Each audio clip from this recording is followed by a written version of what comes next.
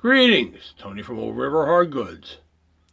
Today we're going to do something a little different and show you how I take my photographs of the tools that I sell.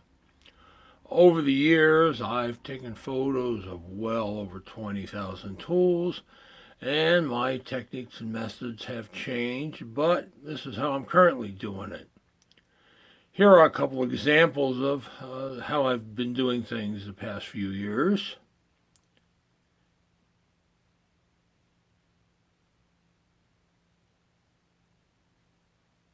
So sit back and enjoy as I kind of show you step by step. Apologize for the quality, especially on the computer area, because it's a little tricky trying to take a video of a computer screen, but we'll do the best that we can. Also, stay tuned at the end for the usual flea market find section. Well, this is kind of an overview of my little photographic studio here. I've got two of the clip-on style lights. I also have that big one up there, but unfortunately the socket just died in it, so I need to replace that. But, of course, you'll be familiar with this area since I do shoot a lot of my videos over here, especially since my workbench is still kind of occupied. Here's a few tools we're going to be talking about and photographing during this episode. My camera is a Kodak EasyShare 950. Came out in 2009, which is when I got it. And it's safe to say this guy's got well over 10,000, probably closer to 20,000 images on it. Maybe even more than that. But it's a little cranky, like me, but it still works like me. I use a plate, an old PC floppy bay cover as a prop. My covers here are just old cotton feed bags.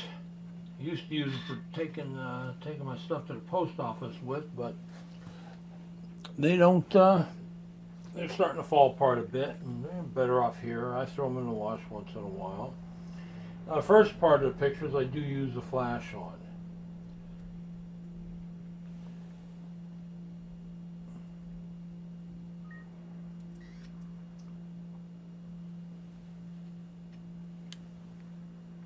Any edge that I can't, stand it up and catch in the regular light is how I do it.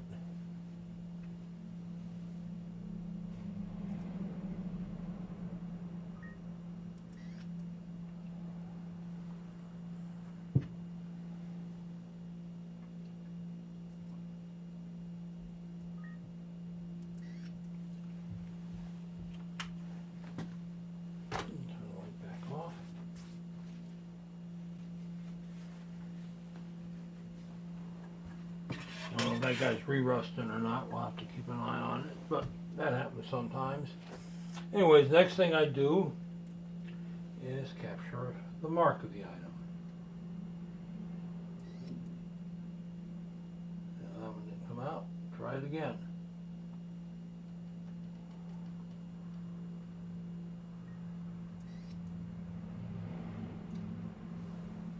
It's a little better. And of course I use a penny as a size reference, not that many people pay attention to that. They'll say, oh, I didn't realize it was that small or it was that big, or oh, what the heck do you think that copper colored thing was? So, and we start the picture sequence. One at an angle for the gallery pictures for eBay and other places. With chisel, I take a picture of the top of the blade.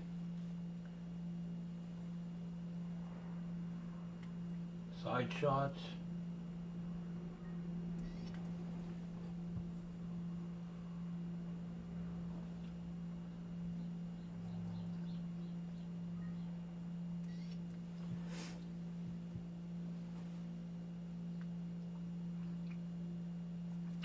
Full shot of the back.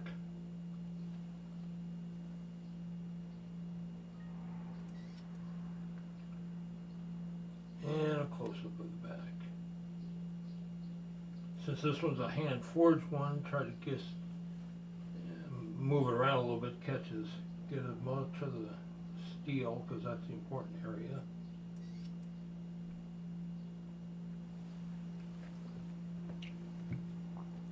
And with the stone hammer, this one's got some kind of mark on the top. I don't know if it's a size or a weight, but we're going to catch that and zoom in on it a little bit and see what it is. This one is signed. It's an HS Loud or something, Allentown, PA. I kind of think that's a hardware store mark if I remember correctly. I haven't had a chance to look it up yet. Oh, gets that mark.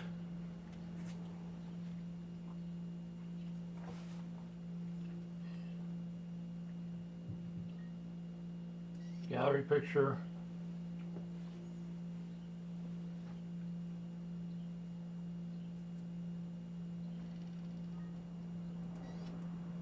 And both of these stone heads will show up in my flea market finds for this segment.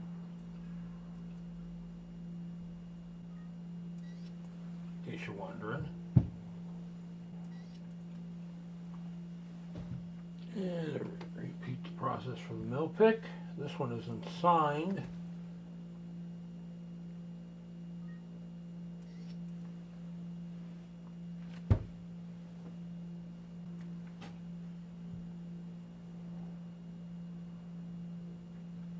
Now once in a while I have to reshoot a picture because I wiggled a little or moved too fast.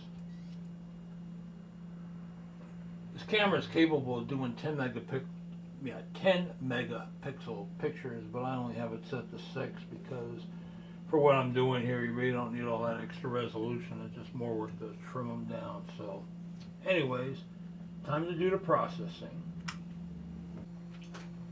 First thing we do is transfer the pictures from the camera, hopefully not yanking the cord out.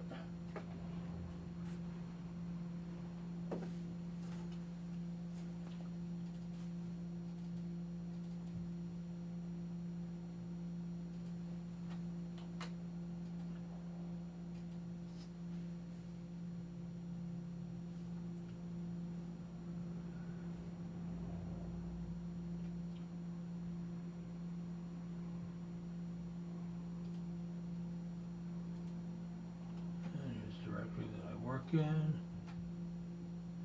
I use two photo programs for processing my pictures. First is Corel Paint Shop Pro. I've currently got the 2002 edition. This one works best for rotating and cropping the images, even though the crop in the other program I use works pretty well too, but this one's just a little easier in doing that. And honestly, I can do everything in both programs. It's just that one has some advantages and the other one has some advantages, and I'll kind of explain that. Hopefully not too boring about the whole process. So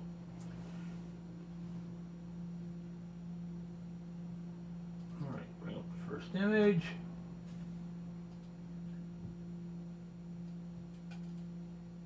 Crop it.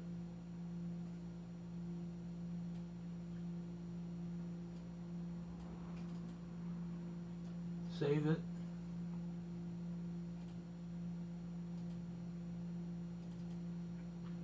Now this was a little twisted, so I got to rotate it a little.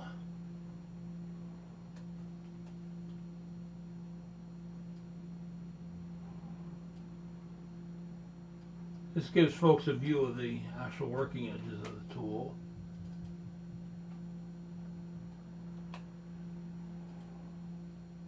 I do this with hammers as well.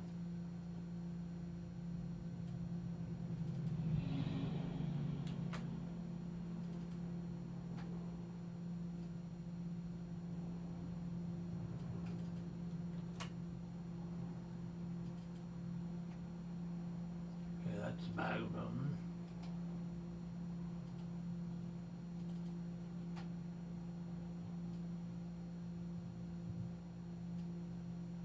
This is a William Beatty, Philadelphia area tool maker, well known of course. Of course there's a number of Beattys, a number of Williams, but again, fodder for another another video at some point. Although the family's been pretty well documented in the tool journals and books and stuff like that.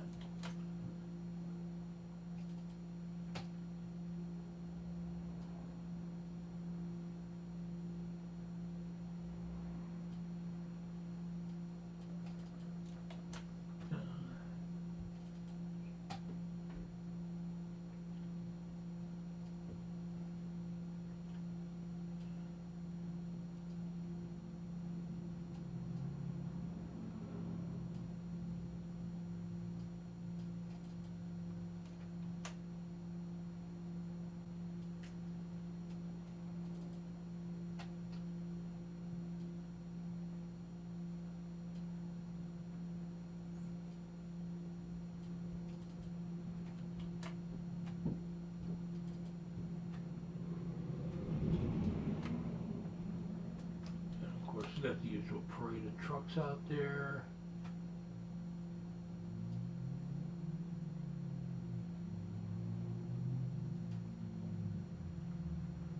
Now, I'm not going to make you sit here and watch me do all this, just to give you an idea what's going on. Just move around a bit.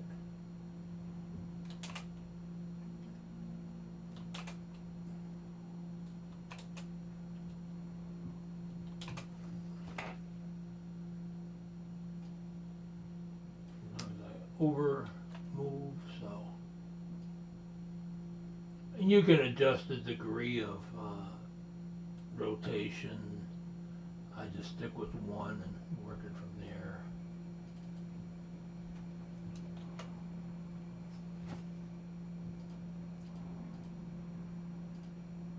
And I kind of clean these guys out as I go along.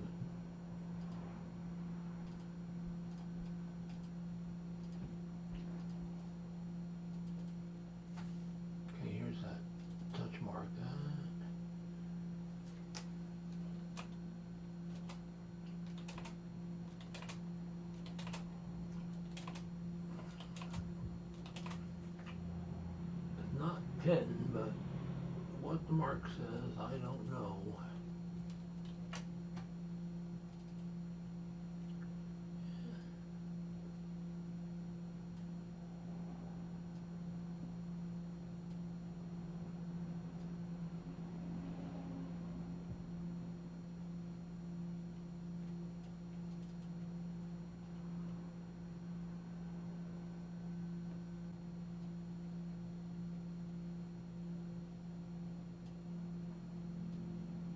As you can tell, I've done this a couple or 100,000 times over the years.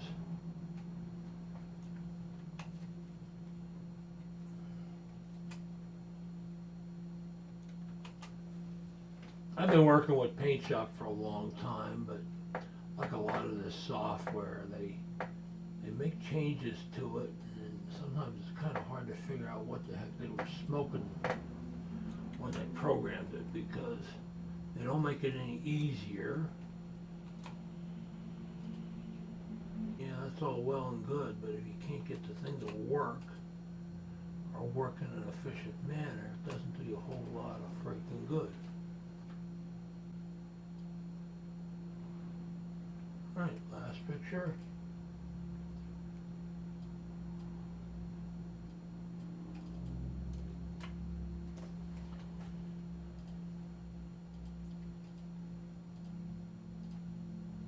Isn't necessary to close these guys before exiting the program, but it just slows it down because it's got to close them anyway. So, file, exit.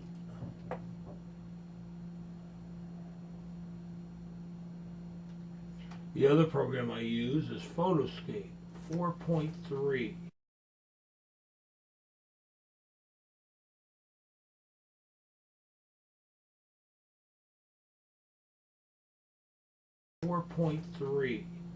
Now this is an older version and it's got some quirks to it, and they do have a newer Windows 10 version out, but I like this one. I've gotten really familiar with it. It has some neat bells and whistles to it. Takes a while to load, but chug. There we go. Now, one of the things where this program shines is the combine function. Now you've got down, side, and checker. Now first we're going to use the side. Just bring these guys in.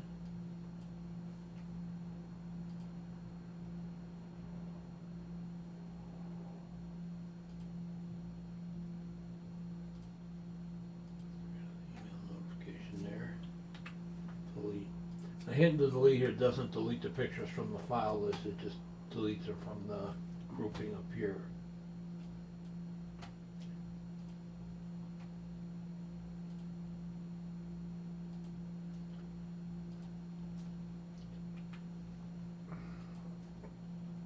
And if you notice, it doesn't refresh the directory over there. That's one of the quirks about this program. You have to hit F5 and it manually refreshes it.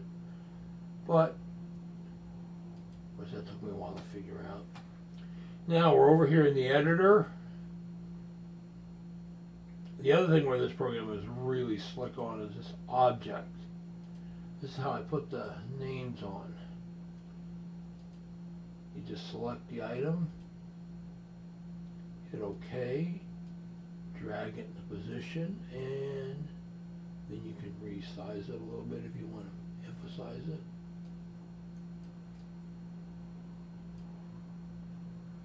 Get it out of the border of the picture, it will give you a warning. And then we hit save and save. Now it does save a copy of the original into another folder. That's the name on that one.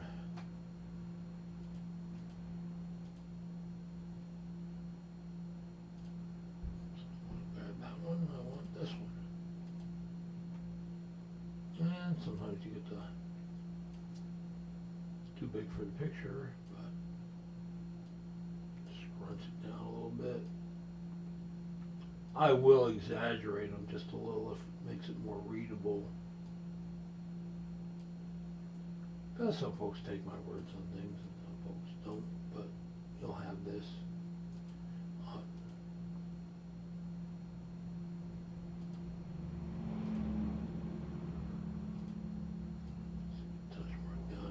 Sometimes I forget to move the penny out of the way if I got two pictures to put on, but yeah, this will do it. Okay, and that's it for the editing. Now what we got to do, or what I got to do here, is go through and delete these pictures. These are the two combined ones. This mark, and this mark. Another feature of this program that works really slick is the batch editor. Again, this is something you can do in Paint Shop, but boy, it takes forever and a day. I mean, we've got what, 1, 4, 8, 12, 16, 18 pictures, right? All I do is hit, and I haven't resized to 1100 pixels, that's kind of my standard for pictures these days. Hit convert all, save in designated folder. It's going to ask me to acknowledge it wants to overwrite all the files. And it's done. Now in Paint Shop Pro, that would take at least 5 minutes or longer. I mean, it just sits there and chugs through every photo. Now we go back to the combine. Put it back to down. Hit F5 to refresh my view again. And start here. Save. First one, since I don't have anything combined. And I got a unique system for naming my tools, but chisel.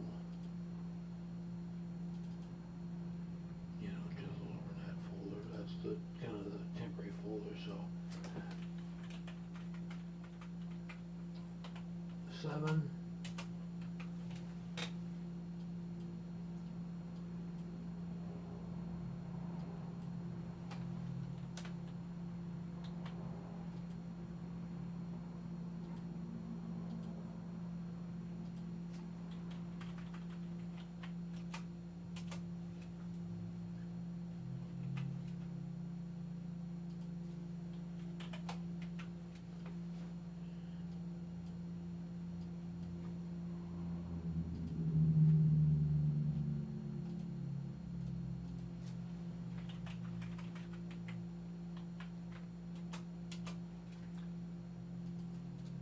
I don't put years on my pictures. At one point I was doing that, and it just gets to be a pain. And anything over a year old, well, we just either relist it or whatever.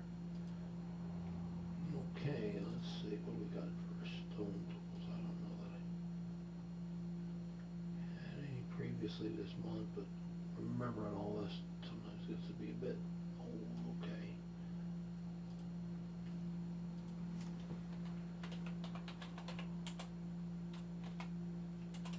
Try that again.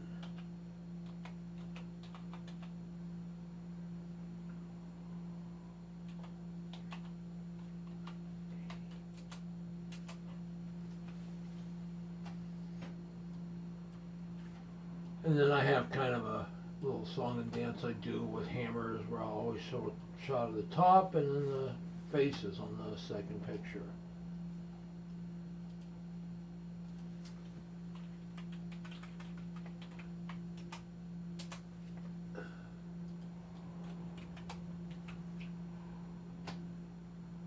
Let's see, so we need this one.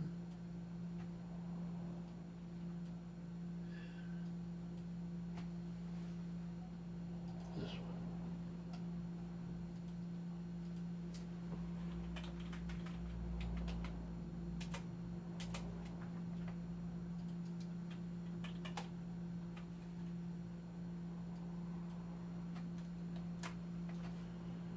And I did have a mill pick earlier, last week as a matter of fact. Let's see, where is it?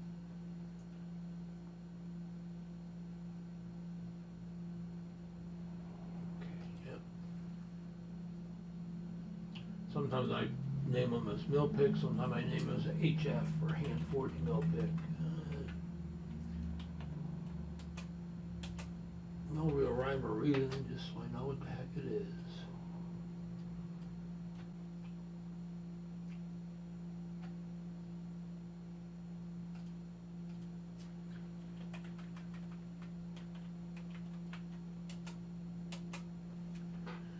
Alright, and that's pretty much it. Couple other things, a checker function, like I said, lets you do a checkerboard. I use that for some of my nature photos and things like that, or like when I put up promotional photos for my videos. The editor here has got some neat, I'm still in object mode home here, a couple of brightness color controls you can use if needed. It has some neat film effect filters. You want to get fancy schmancy. I don't do this on here, but sometimes again with the nature pictures I will use it. And it's a neat program, and you know it's free. I mean, this thing's got lots of horsepower to it, so it's worth something worth looking into. And again, that's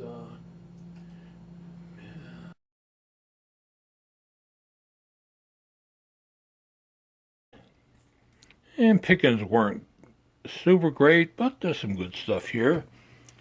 There's a Deichstrom in the case, proportional divider, pretty good shape.